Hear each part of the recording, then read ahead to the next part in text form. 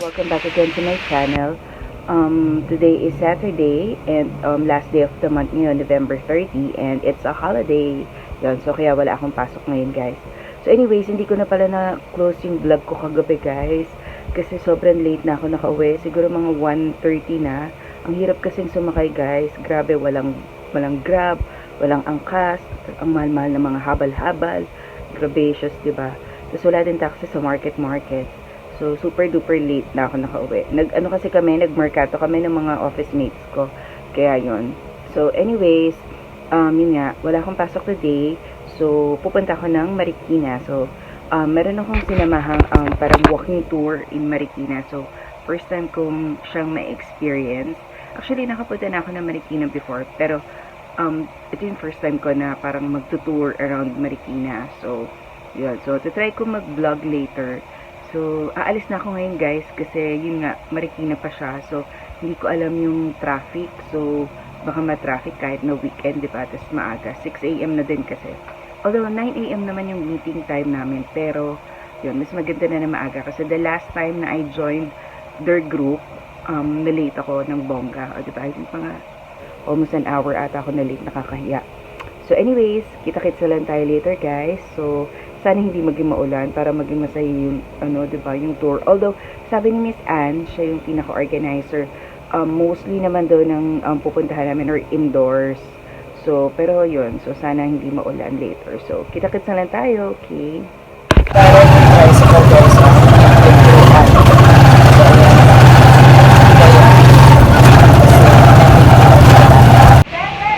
Ayan, guys. So, nandito na ako ngayon. Medyo napaaga ako. So, pupunta muna ako dun sa rustic mornings. So, tignan natin kung open na sila. At saka nasa CR din kasi ako, guys. Ayan, yung rustic mornings serving beautiful breakfast for 7 years. So, ayan.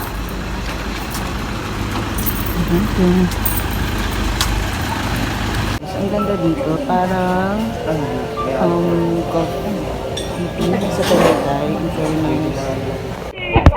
Ayan, guys, so nandito na ako ngayon sa rustic mornings, and in fairness, maganda pala dito, guys. Parang yung itsura niya, yung Tagaytay, parang bagong beans, parang gano'n. So, di ko na-expect na maganda pala dito. Although medyo pricey yung food, pero tikman natin later kung masarap. Oh, guys, ito yung food na in-order ko. Diba, ang dami pala niya. Parang hindi ko ata ito maubos, guys. So, this one, guys, is the key lime pie. So, best seller daw dito. So, tikman natin kung masarap. So, yan, guys. Galing na ako dun sa rustic mornings, and in fairness, masarap naman yung food nila. Medyo pricey nga lang. Tapos, ang in-order ko kasi yung toast with bacon, then scrambled egg, and then ham. Yung bacon, medyo lang siya, tostado. So, kaya kinamay ko na lang. Tapos yung ham, fairness, masarap. Pati yung scrambled egg. So ngayon, guys, pupunta na tayo dun sa Kapitan Moy kasi dun ang meeting place namin for the tour today. So, yeah. I think that's the house of Kapitan Moy.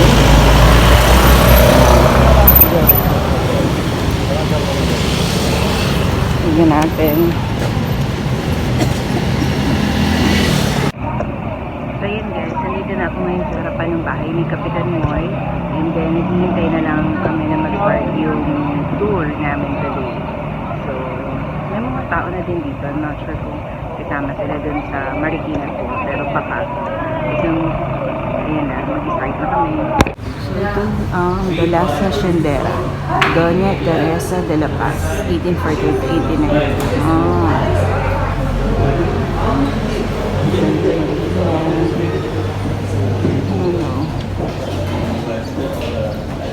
I think ito si Kapitan Moy. Kapitan Moy. And the original pictures were maintained. Street, concession 1. Elementary school pala siya.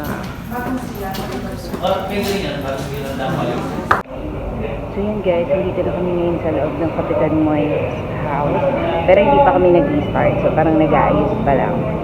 So, yan. Pero nandito na yung mga kasama sa tour. Offered the public for Marikina this company. So, but we've done company tours here, but we also wanted the public to have kumbaga, an opportunity no, to have a new experience. Okay, so I'd like to invite you to join the rural immersion tour. So first, you'll really have the adventure part. So you would see new places, try new food, and then like really see beautiful places. But the second two important ingredients that we add is second part is the cultural immersion.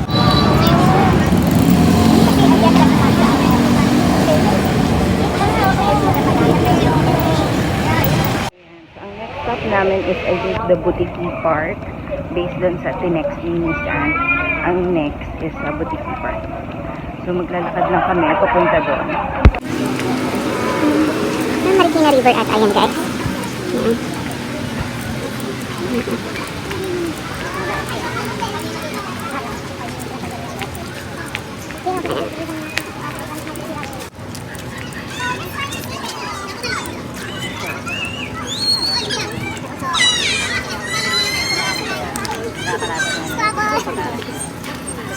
So butiki is lizard in what do you call this one?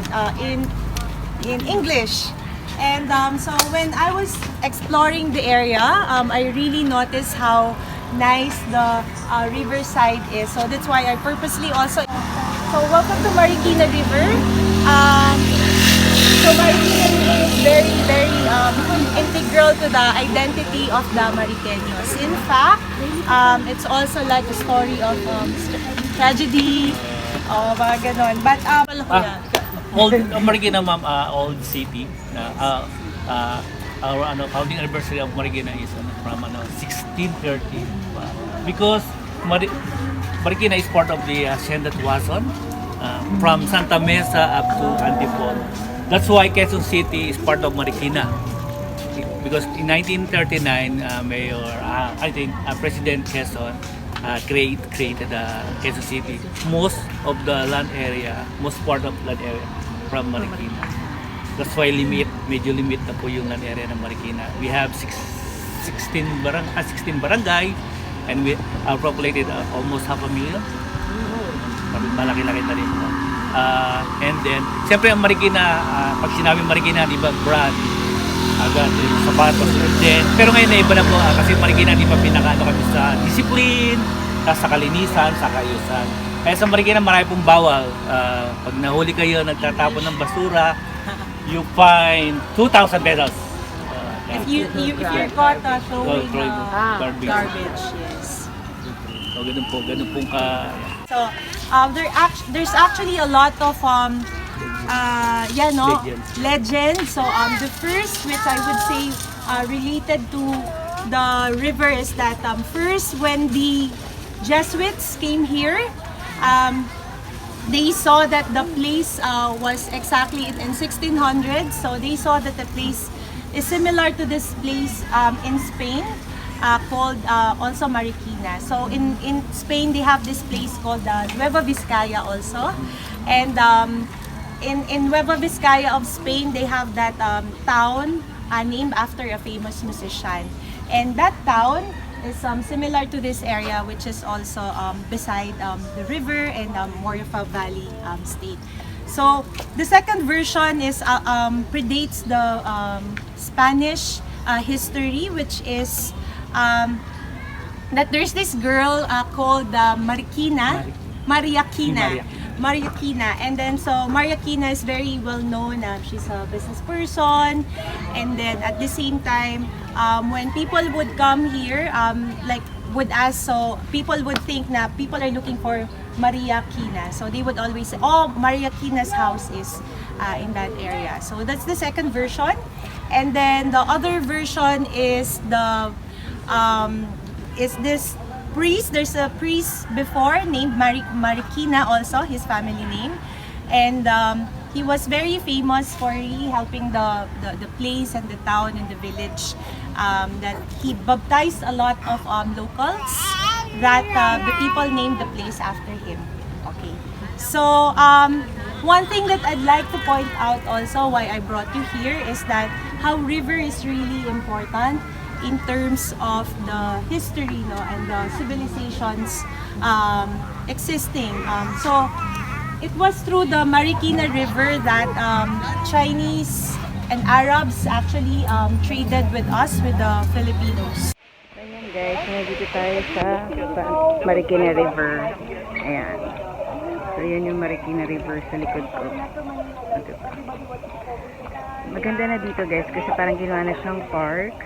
So makikita nyo nandun, diba? Ang ganda. Marami doon nag-jogging dito, mga nagbabike. Ayan. Dito mga nagbabike guys. So, ayan, nagbabike, nag-jogging.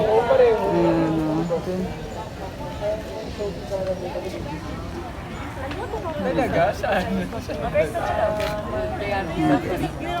Try natin pumunta doon sa mga senior citizen na nag-ground golf. So, yan. Puntahan natin sila. So, yan yung mga seniors na naglalaro ng ground golf. Bongga.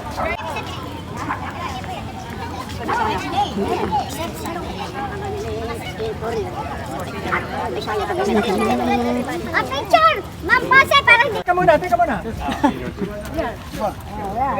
2, 3. Yes! Okay. yan, may inspirational. Oh, ang ginagawa na tama. Ako na. Gumulo ka ba? Ayaw, Ayos yun, no? Malapit na. Parang isa, dalawa. Mas konti yung stroke. O, natamari ba? Oo. Paano? Ano naman pala? Akala ko mga boys lang. Next babae. Ang layo ng tira. Ano ba yan? Ewan ko ba? Uy, teka, pumunta yung tira. Tuwing umaga lang po ba to? Yung, Oo, ting umaga. tuwing, morning. every morning po. Except Sunday. Palapitin mo lang, layo eh. Sino po meron nagturo din sa naglalaro inyo? ng Sunday, pero kaunti lang. Sino pong nagturo?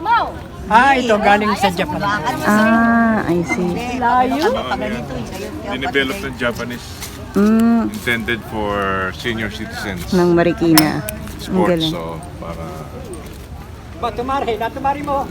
palo lang, lakad, palo lang, hindi ka ma-shoot. Tapos bending Opo. Oo, kaya pang senior talaga eh. Oo. Hindi gaano stressful yung laro. Oo nga. Okay, so this is the part where I'd like to get started with the shoe. Marikina is actually called the shoe capital of the Philippines. No? And it is because actually one person they call Kapitan Moy. So Kapitan Moy, this guy here, he started, it's Don Laureano Guevara. So he started the shoemaking industry way back as early as 1887. He bought a pair of shoes in Manila, and then what he did was that he tried to study the parts because he wanted to get started with the like how to really make shoes. So along with his friends, so they what do you call it, like Reverse engineering. Deconstructed, yeah. And then so studied the pattern, studied how to do it, and after that, when he learned the art of shoemaking, he actually started teaching it to the locals because his vision was to make shoemaking as a livelihood for the town. So which is very nice. So for me, when I reflected on that part of the story, is that he really had a vision. No, he was not just doing it for himself, but even after how many years has passed, about 300 years. So the people of Marikina was really able to keep that tradition. No? So like the first workshop. Yes. Yes. This is the first factory, shoot factory. That side, yes. They call it the entrance well. And then later, after President Moy died, Doña Teresa de la Paz take over. He's a wife of the Tuason family. And then the remnant of this Tuason building is the Otoshus. And then in 1901, I advised Marikina during American period, term of Pardo de Tavera. The letter Q and I in Marikina replaced it letter K. That's why they call it Marikina. In 1901. And then in 1920s, this building became a school. The person they call it the Central Marikina Central School. And then later Marikina Primary School. And until 1950, they call it the first Marikina Elementary School. And during World War II, Japanese Imperial Army, they became headquarters. In 1995, the local government took over it. The Gibara donated it to the LG, and now it's managed by the local government. Yes. In fact, yung ano na kabalyo. Quadra. Yeah. So there's actually an old well in that area where they would use to get water to for the horses.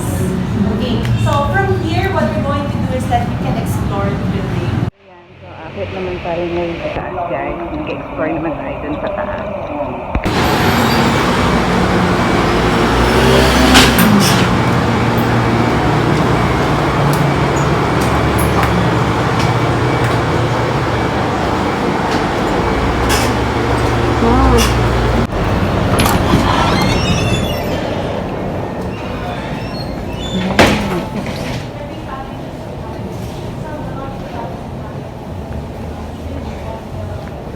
Sarap na omoy, guys.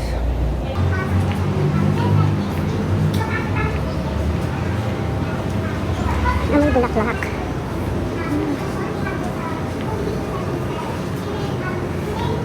Ang ganda. Nuestra Señora de la Aurora.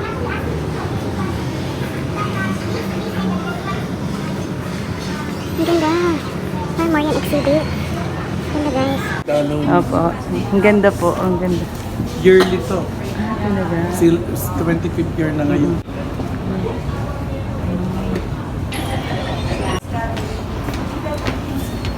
Alright, so this is our 25th year Marian exhibit. So we do it out annually. So you came from different places, right? From different countries. Malaysia, Bacolod. I know some of you are not Catholics, right? Yes, that's all. Pero this is how we Catholics, ano ba ito, we are devotees of Mama Mary. Okay? So you know naman how Mama Mary is being loved by the Catholics. We will be able to appreciate. So yan, no? So we have 1 week, let's say, displaying this exhibit or the images of Mama Mary, and then we have the procession on the December 9th. Immaculate Conception. Ikaya, I just have a question. If I'm not mistaken, these are privately owned collections. Yes, correct. Of families around Marikina. Yes. So we have also invited image owners coming from outside Marikina. Which one po is the oldest, if you know, like the oldest image of the Virgin Mary? Ay, hindi ko lang alam. Maring Oning, diba, how old is the image? It's about almost 80 years. 80 years. 80 And years. different owners. I give you last 2 minutes to probably move on to the pictures.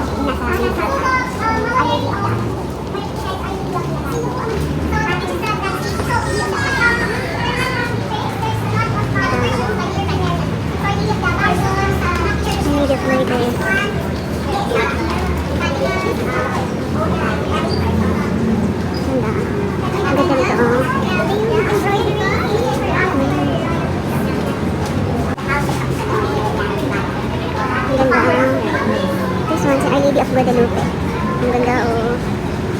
Our Lady of Guadalupe.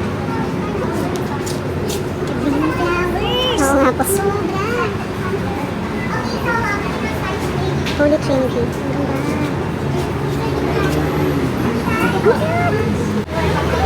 Ang ganda guys.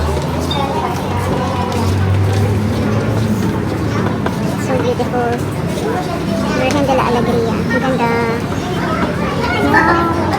So beautiful guys. So ito sa mga Concepcion. Intramuros sa San Agustin Museum. Ah, okay.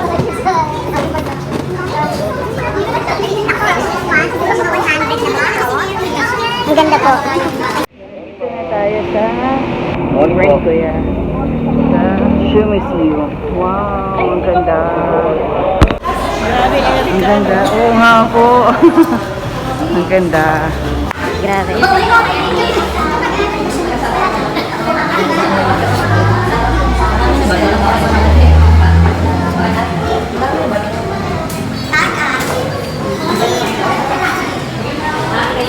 About this building. This building is more than 200 years. This building made for arsenal or storage of weapons during war, also detention cell, rice mill by Quason family, and last 2000 February 1, open to become shoe museum. What you can see here in the shoe museum, to the right side you can see the Marikina made or friend of Marikina. To the left side, the donated shoes from well-known personalities like politicians, artists, and MPs. And of course, the second floor, everything second floor, we will have shoe collection of former First Lady Imelda Marcos. Okay, thank you. You can take picture. Thank you. So ito guys, yung mga shoes na galing daw sa mga celebrities and politicians. So hanapan natin. Ay, okay, John Garcia. Ano ba? Kay Christine Reyes.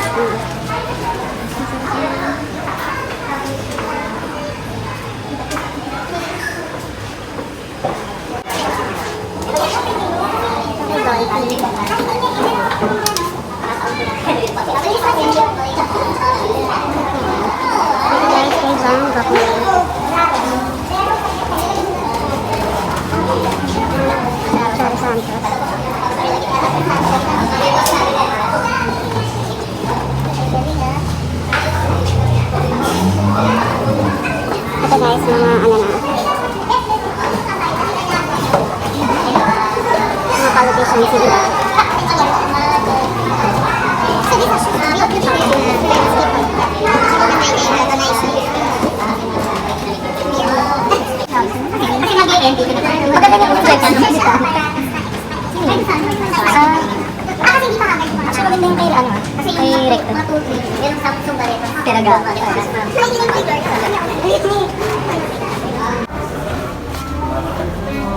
Ito ibang Revilla Scholars. Totoo.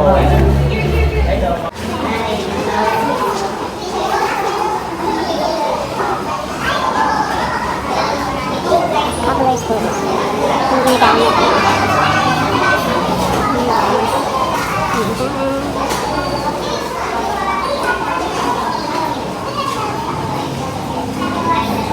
Sa second floor. Ito guys, yung mga dinamate daw ni Imelda Marcos ng mga sapatos. So tignan nyo. These are some of the shoes ni Imelda na dinamate niya. Ito, sino ito? Edward, Prime Minister. Prime Minister, Imelda. Mahilig siya sa laye. Oo.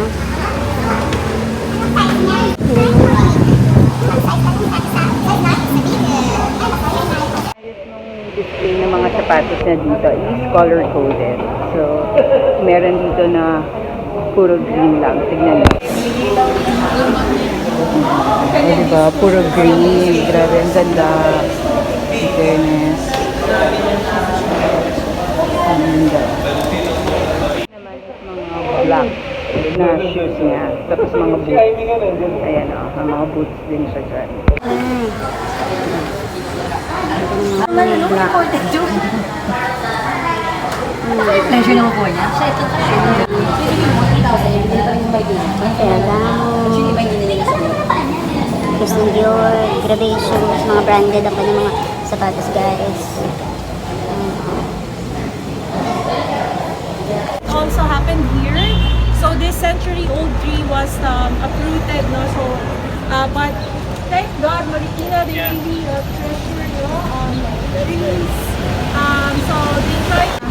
Yeah, so I'm so happy because I get sad when trees are cut down. Okay, so now that's the heritage part. So we'll just have a bit of food immersion. Yes. Yeah. Okay. Next guys, na pupuntahan na raw namin is the delicacy.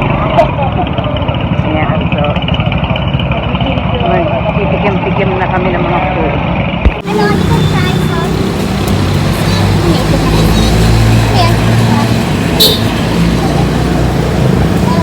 So, we'll give you about 10 minutes to shop. Talagang talaga. Okay.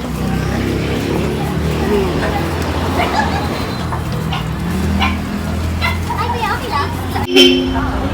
Ano, ang ganda nung display nila guys.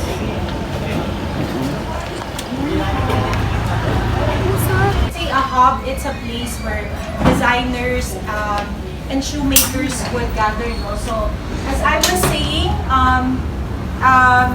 so we've already discussed about the history, the heritage of shoemaking. But now the question is, where are the current shoemakers now? And sino ba yung mga 5th generation, 4th generation shoemakers? So this house is the house of so this is the house of one of the one I mentioned that supplied Ronaldo Marcos 3,000 shoes, no? And if you notice, a lot of the production here are backyard. No? So what I like about Zapateria is yung 5th generation. Her name is Unix. I don't think they're currently doing a workshop now. What they're really trying to do is to keep the tradition alive, but at the same time also bringing in new blood to study shoemaking. Look at the shoes guys, ang ganda. Ang ganda nito. This is called the Magdalena. Magdalena is a Filipino name. White symbolizes purity. So all of the words hate used against her, these are bullets. She wears them like armor. She uses them against them. She shows it off with pride. So like, slut, hindi ka maganda, marupok, all of that. And these bullet rims are actually we got it from the arms corps. So yeah, this is it. This is the Magdalena. Very warrior-like shoes. And then we have the Marikina. As you can see here, this is actually X-ray films. Because during the time she was battling cancer and she survived cancer. So all of her X-ray films, she used it here to make this scaly design. And yeah, it's wearable, but pretty heavy. Yeah, like eclipse, you know, the darkness and then turning it into light. Finally, we have now. When Mr. Joel was young, he and his nanny will always go to the wet market, and he would always see these fish vendors, women usually, wear these really bright yellow boots. So he wanted to create a design based off of his childhood, a little bit cartoonish. So this is the mud splatter, and these are the eyes of the fish. Yeah. So if you deconstruct that, we have this version here called the Palenquera Deconstructed. And this is the top piece of the Palenquera. Yeah. So you need 3 designs, so for women and could be for men. So this is actually nice. My friend Unix, that daughter of Puerto Rico, wore this. It's really good with jeans, skinny type. Supplying them of SM, maybe even before Parisian was conceptualized as a brand, shoes and bags, no. So actually I bought this one here. This is like for 600. These are synthetic leathers though. But if you don't mind buying synthetic, it's okay, that's fine. But you can also hire their factory for if you want some leather production. Okay, so here's a little bit of a sad. Guys, ang ganda. Iba-ibang colors. Ang ganda. Ganda ng design. So pretty. So, nandito tayo sa Pilipinas shoes. So, may mga big sizes sila guys. Ayan, mura lang sila. So, nakaka-tempt bumili.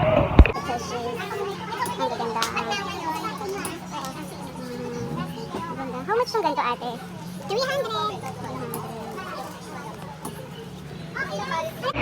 So we're here sa next stop, all about shoes. Dito naman guys, mostly mga parang black shoes. Tapos marami din dito mga pang men. So tignan nyo. My father and my mother are shoemakers. Different. Before my father makes shoe, my mother first make the upper. So you will go there and I will show you how to make shoes. Okay? Using machines. Can I just say something also? Okay guys, so the reason we also, I know a lot of you also ask me, oh, we want to see leather shoes, no? So they really produce leather shoes. One of their parang mga signature shoes is the topsiders, no? Topsiders. And then the good thing about if you buy shoes from them, it's a lifetime warranty. And yes, lifetime warranty. Warranty is when you change the sole, you only pay the sole, but the work is Yung soul lang palang babayaran. So, and we will see actual production at the back. So it's really a big factor. I have a question for you.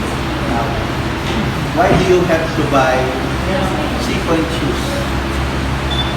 Me, price, and quality. Price, quality, that's not the answer. The answer is you are helping our people, the Philippine people. We are very glad if you buy shoes from us because from making the leather, there are people, there are laborers. So we are helping them. When you buy our shoes, you help us. And the Philippine people, you are helping us. And that's all. Ito yung kanilang factory guys. Marikina factory outlet.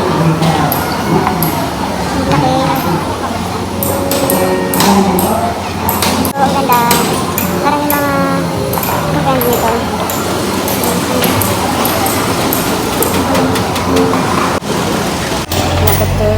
Eh, pati ba yung topsider eh? Oo nga po. Isang buo siya, ang kailangan.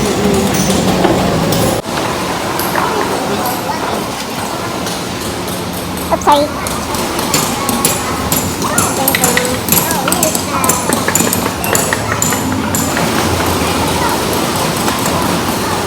Ngayon pupunta tayo dito sa cutting section.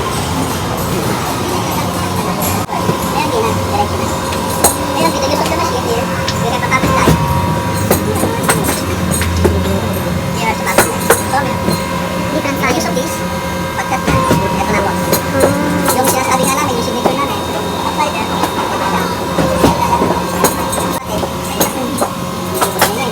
Kaya mabilis. Pagpagpagsak yan, diretso na. Yun, pagkatapos ito, i-slide siya.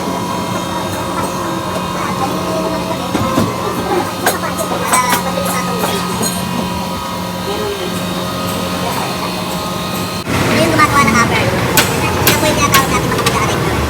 Yan po yung ginagawa dati ng namin. Pag-aareglo. Tulad nga ng punta ko kanina. Sketch na para sa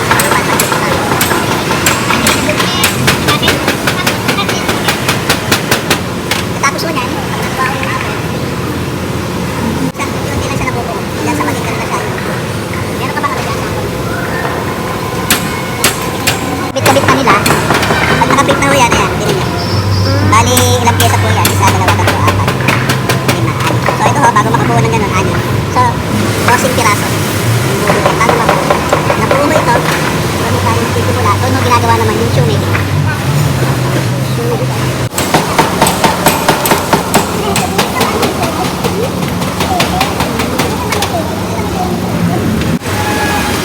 Yan ang sinustrada. Ang ganda.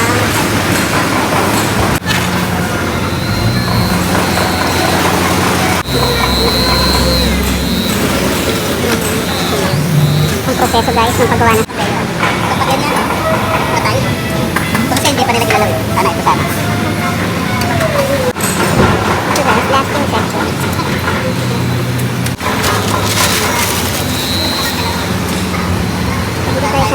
assembly section. Doc Martin, wala ka alam mo ito. Ito, ano to? Dr. Martin inspired. Doon sa Dr. Martin, no? Inspired lang siya. So, ito nga yung ina nasa conveyor. Meron na siya mga kaparis na pag nailapat mo, may mga swelas na, may mga sol. Ngayon, nakita nyo kanina doon, yung topsider namin, pinibig ko namin. Ito yung namin, ano. Yan. Nuluto pa namin. Mga gaano po katagal? Lumapat sa sakyan. Mga gaano po katagal? Yung oras ko ito eh. Kailangan ko kasi matuyo yung balat. So, pinalalamig na lang mo ito. At saka kasi napapanat pa siya ng mahal. Okay. Para wala yung mga kulungan. Dati ko kasi, papa natin yan isa, papakuha niya lahat. Ngayon no, less na yung pack. Hindi na sa katulad ng marami. Binibig daw dyan guys. Pero yung pinakita ni sir kanina, pinapalamig na lang. May rag. So, yung set. Hindi ko siya nilalagyan ng sweat. May marking siya. So, when they put raggy, will not be set.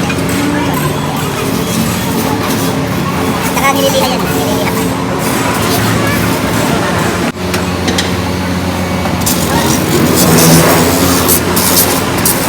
Parang swelas ko, no? Dilaw siya yung dilaw. Kanina dilaw yung ginagamit. Ngayon, no, pupihan. Ang swelas ko kasi talaga. Yung mga swelas. Ito po yung ididikit. Mataan mo yan sa conveyor doon. Meron mo kasi ngitas. Tuyo yan paglabas. So, doon na yan dinidikit lahat.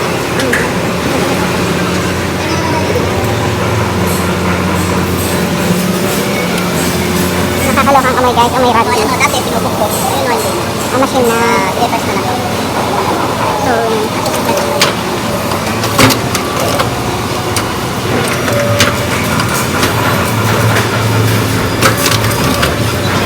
nag-export po kayo? Or dito lang sa... Dito lang, di namin... Wala namin nakukup yung dito sa local. No, hindi nyo maraming order. Saka nakano na kami online. Online? Yun ang ano, yun ang tatalo sa SM. Ay, nasa Lazada. Nasa Lazada ho kayo? Sa Lazada.